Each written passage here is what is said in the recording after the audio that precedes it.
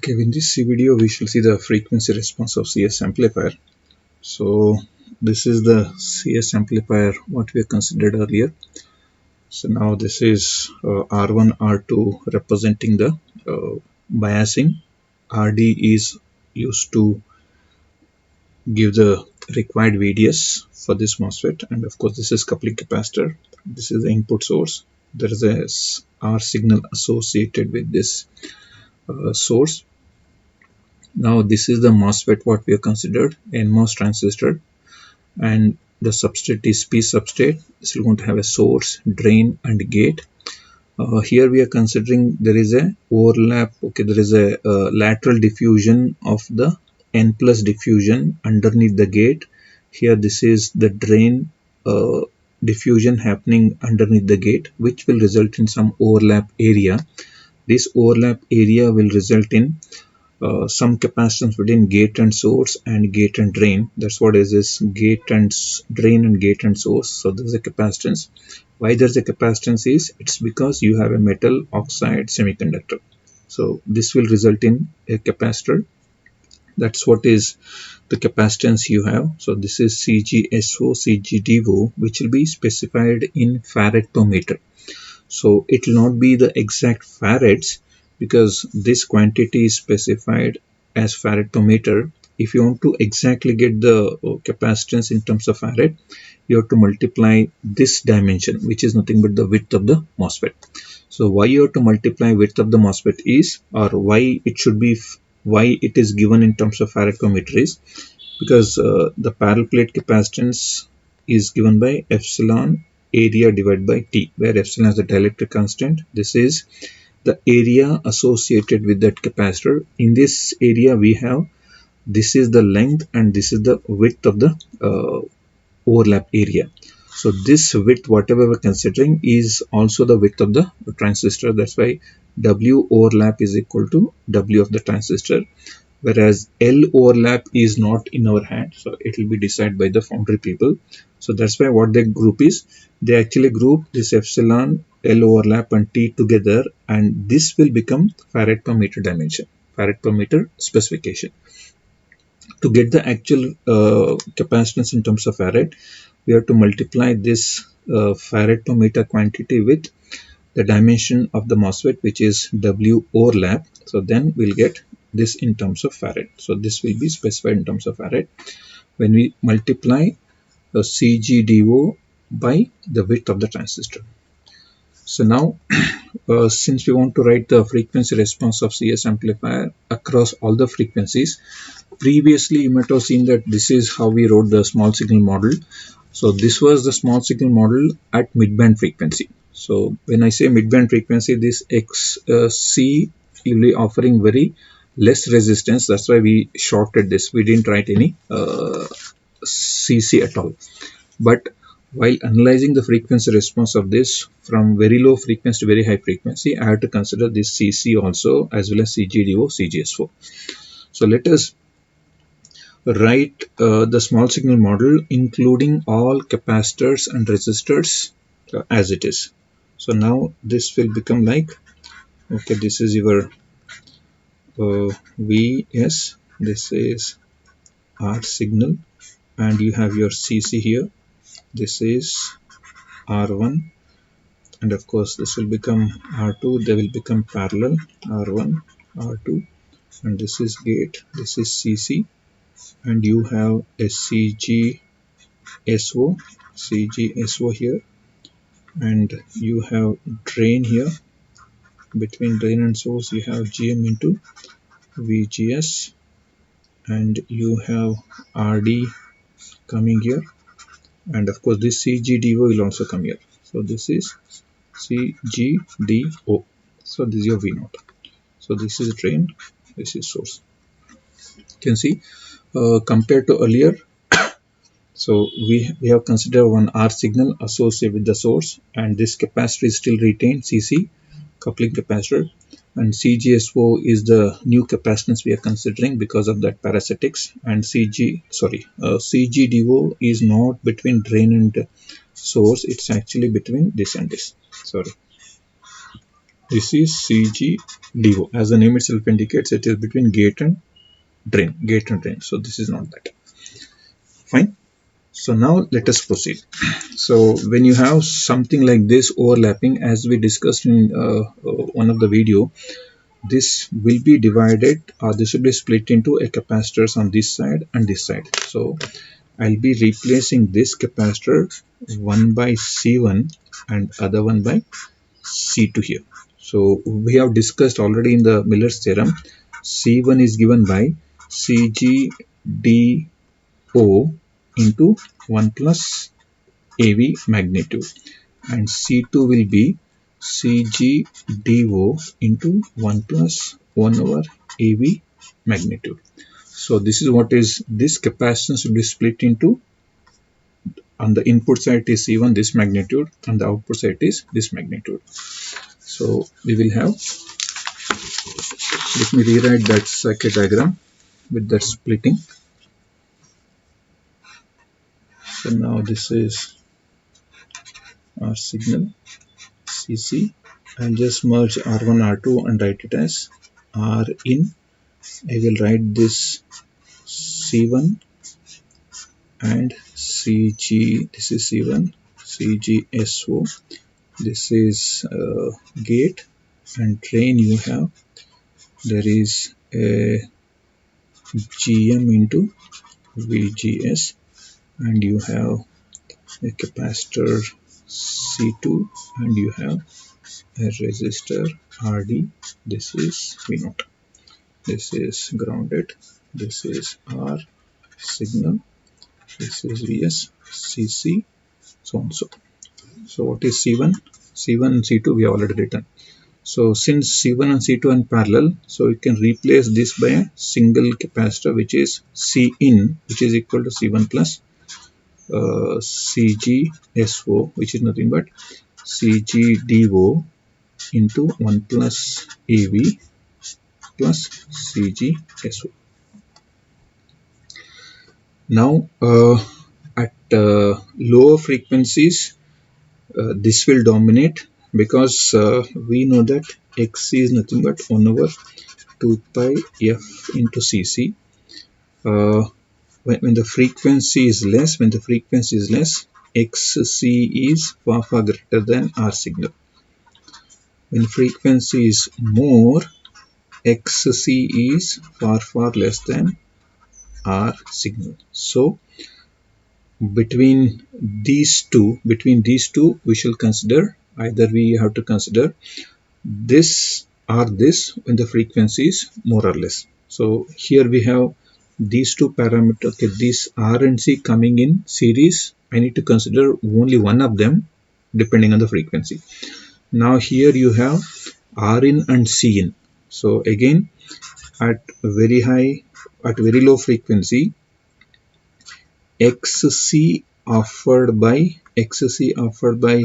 input capacitance is very large compared to R in. So R in. So now, okay, which one you have to retain here? So at low frequencies you are retaining, because they are in series. So here you have, let me write it as, this is CC. So you have this is actually a series combination. This is a series combination. In series combination, you will retain the highest one. So which is the highest here? So you will retain CC at lower frequencies, because you have to retain the highest one. So this is highest. So at higher frequencies, which is highest?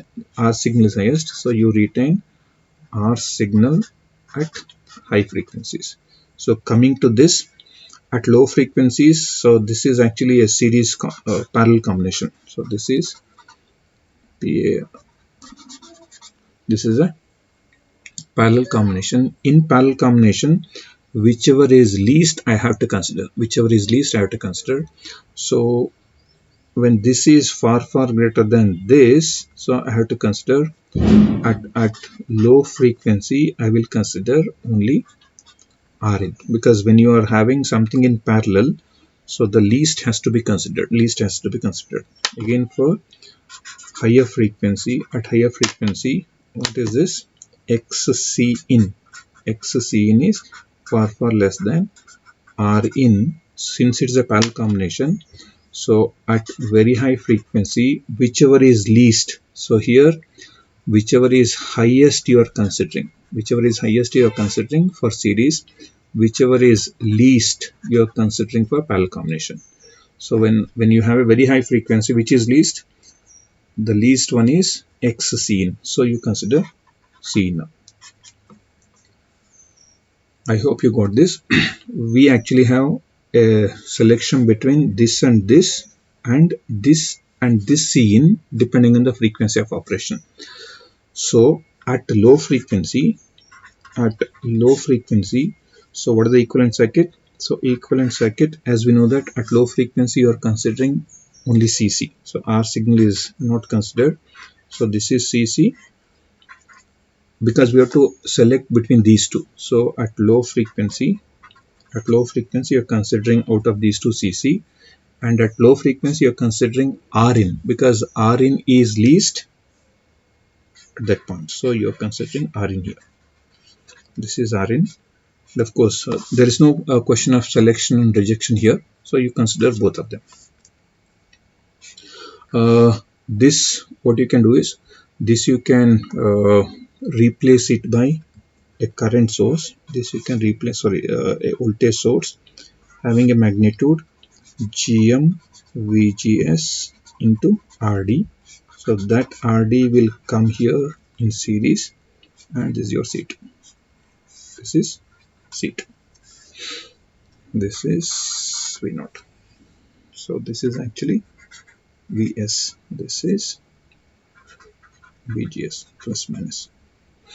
So at low frequency, out of these two you consider CC, and between Rin and Cin you retained Rin, because the Rin is least at low frequencies, because XCin is far greater than Rin. But at higher frequencies, what you retain? So you retain the resistor R signal, you retain this capacitor Cin at the input side. At the output side, no change. This is minus plus, and you have RD and C2. This is C2 RD. This is what? This is, of course, this will be there. This is what? R signal and C. So now, if you can actually see, maybe you can see it in another video, we have done it in detail. So this is a high pass filter.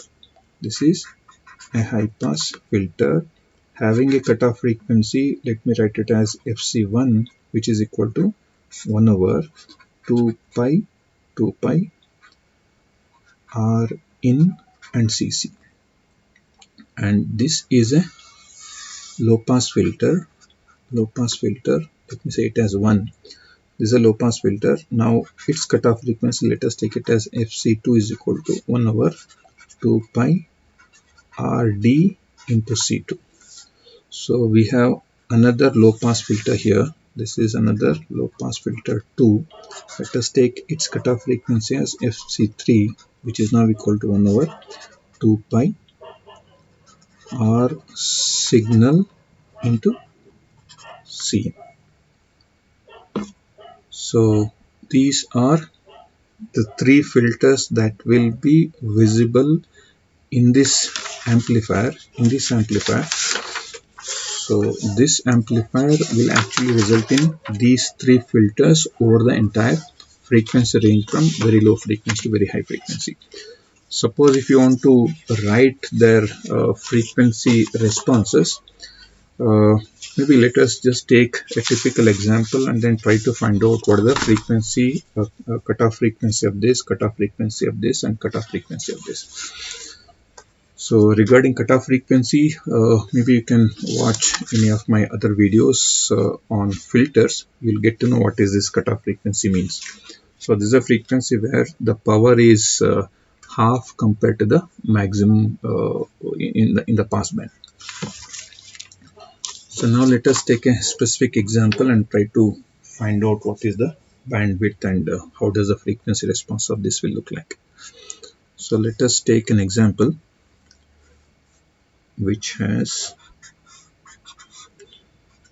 R1 as maybe 300 kilo ohm and R2 as maybe 160 kilo ohm, and you can consider this is a RD value which is around 1.2 kilo ohm. Let W by L be around 30 and length be 0.18 micrometer, and this let VDD be 1.8 volt. Let us have a coupling capacitor and let us consider a source having some source resistance R signal as around 10 ohm. Let us consider this as a 0.1 microfarad capacitor, and let us assume CGSO is equal to CGDO is equal to some 100 nanofarad per meter. And of course we have Kp is equal to 200 microampere per volt square and VTO is equal to 0.4 volt. So we have to write, of course, this will be the small signal model at low frequency and high frequency. I will not be writing that again. So let us try to find out what is this Rin, CC, all these things. So Rin is nothing but, okay, let us write, okay, from top down, we know that AV is equal to minus GM into RD, and GM is equal to under root of 2 ID Kp W by L, and ID is equal to half Kp W by L VGS minus VTO whole square, and VGS is equal to VDD into R2 by R1 plus R2. This is the top-down approach in terms of equation. Let us go from bottom up to find the value of AV. What is VGS? Now it is 1.8 into 160 divided by 460. 460, that comes out to be 0.626 volt minus of 0.4 square into W by L is 30 into 100 exponential minus 6. So that happens to be a current of 153.3 microampere is the current. So into 2 into 200 exponential minus 6 into 30, and the square root of that answer is my GM. So GM is 1.35 millisiemens. So this into 1.2 exponential 3. So my gain is 1.6. Okay, let me take a gain of, okay, RD of, so let me just slightly take a larger RD. Let me take a RD of 3 kilo ohm or 4 kilo ohm. If I take that much, so then this will be divided by 1.2 into 4.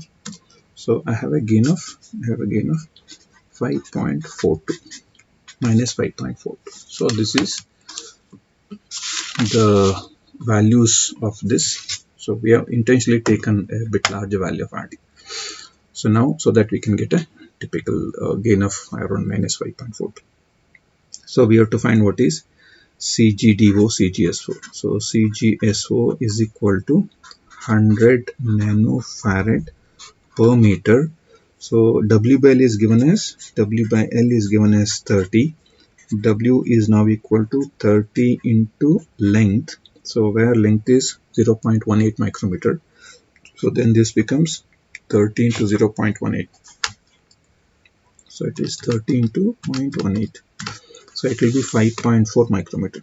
So it is 5.4 micrometer. So then what is CGSO in farads? So this will be this many multiplied by 5.4 micrometer. So then this is now 5.4 exponential minus 6 into 100 exponential minus 9. So this is actually 540 femtofarad. 540 femtofarad is my CGSO, which is also equal to CGDO. This is my farads. You can see what I did is, so I just actually got the W bell ratio. Length is given as 0.18 micrometer, from which I can write width as 30 into L, which is this, and that I multiplied with CGSO in farad per meter. So this meter will go off. So then this is nano and micro multiplied by 100 into 5.4. So this comes out to be 540 femtofarad. So now this is fine. So what is this Rin? So Rin is actually R1 inverse plus R2 inverse whole inverse. So which is nothing but 300 exponential 300 inverse plus 160 inverse whole inverse. It is actually 104.34 kilo ohms. So I have not substituted K, but I have to ultimately write it as K. Fine. So this is the value what I have. So now I have to write what is Cin. Cin is equal to CGSO plus CGDO into 1 plus AB magnitude. And C2 is CGDO into 1 plus 1 over AB magnitude. So let me write this. What is CGSO? It is 540 exponential minus 15 plus 540 exponential minus 15 into 1 plus 5.42. 5.42. Close this. Now it comes out to be 4.0. Okay, 4 picofarad. This is 4 picofarad. And how about this? This is 540 multiplied by 1 plus 5.42 inverse, close this. So it is now 639.6 femtofarad. So I have this as the value now. C2, this is Cin, and of course Cc is 0.1 microfarad. I know the value of Rd also. How much is Rd? Rd is equal to 4 kilo ohm, and I know R signal is 10 ohm. So with these values I can find what are FC1, which is nothing but 1 over 2 pi Cc and Rin.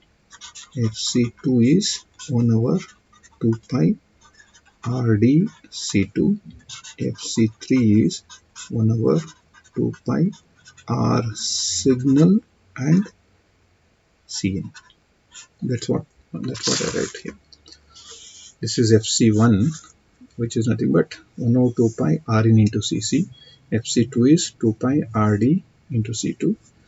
So FC3 is that is R signal and Cn. So if you substitute these things, it is 2 into pi into Cc 0.1 exponential minus 6. Sorry, yeah, minus 6 into how much is Rin? Rin is 104.34 exponential 3 whole equals, and whole inverse is actually 15 hertz, 15.2 hertz. That is FC1. What is FC2? FC2 is actually 2 into pi into Rd is how much? Rd is 4 exponential 3 into C2 is 639.6 39.6 exponential minus 15 equals 1 over that. It's actually 62.2 megahertz. This is 62.2 megahertz, and then FC3 is 2 into pi into signal is R signal is 10. Is it 10? It is 10 multiplied by Cin. Cin is 4 pico exponential minus 12 equals 1 over. How much is this? This is actually 3.9 gigahertz. 10 power 9. 10 power 9. So these are the values that we are talking about. So when we have these values, so let us write the frequency response of this. How it looks now is, so this is the gain, this is the frequency.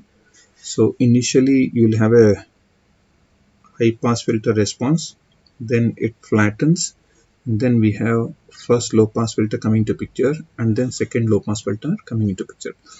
So now this is FC1, this is FC2, and this is FC3. The slope will change here. So slope was actually going like this, now it actually changed here. So suppose if there was no change, it would have actually gone like this. So since it has changed here, so the slope has modified.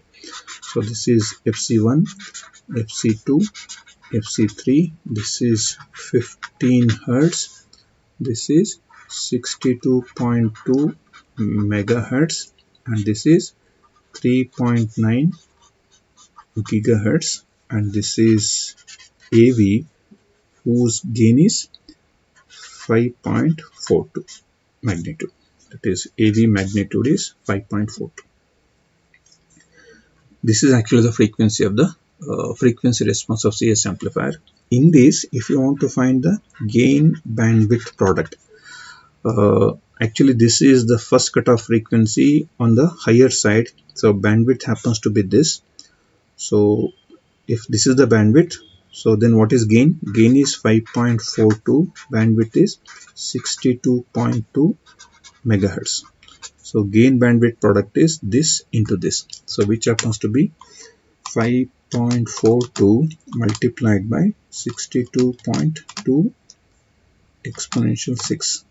So how much is this now? This is now 333.7, 337.12 megahertz. So this is the gain bandwidth product with the value of RD as 4K and it as so and so. So now this is gain bandwidth product with RD as 4K. Now what I'll do, I will increase the value of RD from 4K to 6K. So if it becomes 6K, will it be out of saturation? I don't think so. So how much will be VDS? VDS is 1.8 minus current is 153.3 exponential minus 6 into 6 exponential 3. No, it is well within saturation. Okay, let us take RD as 6K. The moment when RD becomes 6K, the gain becomes, so what is AV? AV changes to how much is GM? GM is 1.35 into 6. So now the gain becomes 8.1. So gain becomes 8.1. When gain becomes 8.1, so these will change. So what will be this now? So I will write it in a different color. What is this C in and C2? R in R, of course, RDS change. So now what is C in? C in will be now, how much is this CGSO? CGSO was 5.4 exponential minus 15 plus again 5.4 exponential minus 15 into 1 plus 8.1. So now it has become how did I get this as 4? Okay, let me just check this. So I'm having it out here. So earlier thing, how much is this? This is CGSO is 540 exponential minus 15 plus 540 exponential minus 15 into 1 plus earlier one was 5.4 to 5.42. I just checking verifying this whether this is correct. Oh, that was correct. Okay, now instead of this as 5.42, it will become 8.1. It is now 8.10. So now it is 5 point. This is now 5.45 picofarad. This has changed. How about this? This will become 540 exponential of minus 15 multiplied by 1 plus 8.1 inverse close. So now this is actually 606.6 femtofarad. There is a small change. This and Rin remains same. So let us see what are these frequencies. So this will be still same. How about this? RD has changed. How about C2? C2 has slightly changed. So now what is this new value of RD for new value of FC2 for RD of 6K. So okay, what we are trying to do is, if I increase the value of RD, gain has increased. We are looking at what happens to the bandwidth. So what is FC2? So this remains same because there is no change in CC, there is no change in Rin when I change RD from 4K to 6K. But this RD has changed and the C2 has changed. So this will not be 62.2. So what will be that? It will be 2 into pi into what is RD? It is 6 exponential 3. What is C2? C2 is actually 606.6 exponential minus 15 equals 1 over that. It's actually 43.72 megahertz. You can see the bandwidth has Cin has already taken care. So what is FC2? Let me write now new FC2s. So now what is this? FC2 has now become FC2 is now equal to 43.72 megahertz. And how about FC3? Of course, FC1 remains the same. Which is 15 hertz. How about FC3? FC3 is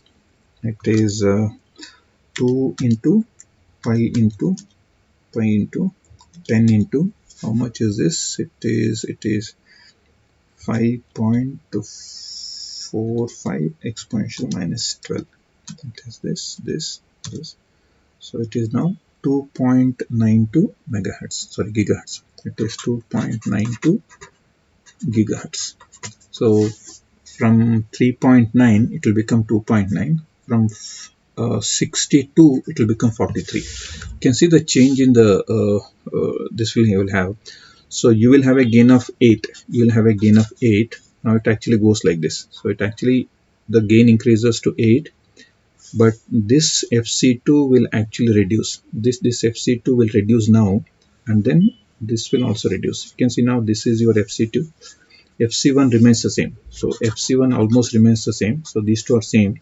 This is FC2 which has reduced, and FC3 is also slightly reduced. So what is the bandwidth? Bandwidth is actually now FC2. So what is gain bandwidth product now? A new gain bandwidth product with an increased value of RD. It is 8.1 into 43.72 megahertz. Let us find what is the product. Is it not 8.1 multiplied by 43.72? How much is that? Is it not 354.13 megahertz? What is very keen to observe is just have a look at this gain bandwidth product. this was 337, this is 354. Do you think that okay, the gain bandwidth product remains constant even when you are increasing the RD from 4K to 6K? The thing to observe is when you are increasing the resistance from 4K to 6K, the gain has increased from 5.42 to 8. But you can carefully see the bandwidth has reduced from 62 to 43. Meaning in an amplifier, if the AV of the amplifier increases by x times, so the bandwidth will actually reduce by x times. It will reduce by x times so that the product always remains the same. So this will reduce by x times, this will increase by x times. So this is true. Suppose if I replace this by 2K, if I replace this by 2K, the gain will certainly reduce, but the bandwidth will increase. That you can try it out. So what I'll just ask you to do is, now we actually did it for 4K initially, then we replaced it by 6K, and we found out that the gain has increased from 5.42 to 8.1, and the bandwidth has reduced from 62 megahertz to 43.72 megahertz, and the gain bandwidth product almost remain constant. Now you can do the other exercise of reducing the RD from 4K to 2K. The gain will reduce, this will certainly reduce, but this bandwidth will certainly increase. When bandwidth increases, naturally the gain bandwidth product should remain constant. So that's what is, this will almost, you'll get close to 300, 20, 30, 40, something like that. So this is not a huge difference, hardly a difference of less than 20 megahertz. So that is fine in electronics. So this is what is mean by frequency response of an amplifier. And for an amplifier, GBW remains a constant parameter for a given amplifier under specific conditions, that we'll discuss maybe when we do some simulation. Okay, fine.